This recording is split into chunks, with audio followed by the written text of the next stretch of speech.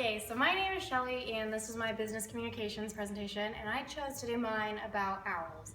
And I chose owls because as a child, my great-grandma was completely obsessed with owls. She had her whole entire house filled with little figurines on shelves and posters and pictures and great big ones sitting on the ground like the glass figurines, and it was just insane.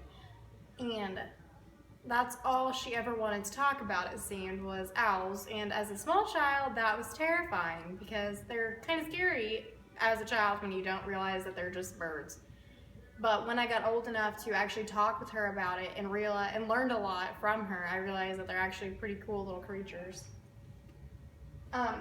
There's a lot of different types of owls, around 220 species total in the world.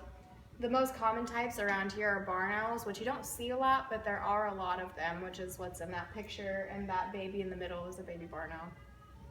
The other very common types are snowy owls, elf owls, great gray owls, great horned owls, western screech owls, and spotted owls. And the elf owls are the smallest breed, while the great gray owls are the largest breed.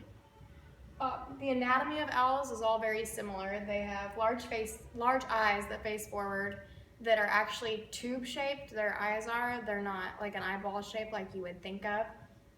And they have ear holes on the side of their heads and flat faces with facial discs around each eye. And they have very sharp talons that are used for catching prey, and they also use their beak for catching prey as well. And you can see in that picture that they're really long and they're really sharp, so they don't really have a problem with killing prey once they catch it.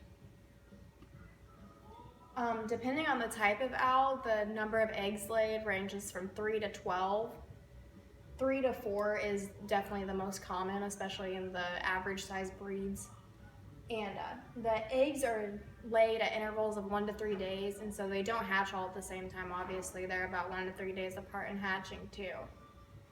Owls find their mates by calling typically, and then they give the mate food to keep it around. Sometimes they'll do a little dance or anything to attract a mate, and then once they get it, they usually stay together for the breeding season. Some breeds of owls stay together for up to a year, and then there's a couple breeds that actually stay together for life and mate for life. They have tons of hunting adaptations that allow them to be great predator birds. They are able to fly almost silently because the feathers that they use for flight are covered in a velvety substance that absorbs all the sound, so prey doesn't actually hear them when they're dropping down on them. The ear placement on the sides of their heads allows them to pinpoint exactly where a prey is without actually being able to see it. Since most owls are nocturnalists, it's very helpful. And the feathers on the outside of the ear help the sound go directly into the ear, which the facial discs also help with that. And their eyes are fixed in their heads, so they move their whole head side to side to be able to see prey, which doesn't allow them to move their whole body, which makes it quieter so the prey doesn't hear them moving around. And the nocturnal eyesight of an owl is way superior to the nocturnal eyesight of prey, such as mice or rats or smaller birds.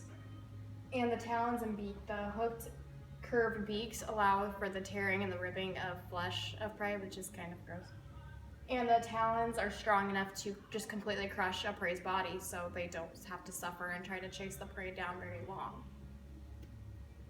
The owl pellets are probably the most interesting thing to me about owls, even though it's one of the most disgusting. Owls swallow their prey pretty much whole, and anything that is unsafe to go through their digestive tract gets stuck in their gizzard, such as the skull, large bones, fur, feather, teeth, claws, anything like that. And then when the gizzard is full, it compacts it into a little pellet, and the owl regurgitates it. And owl pellets are used a lot for, like, in college biology classes, which I actually took last year as a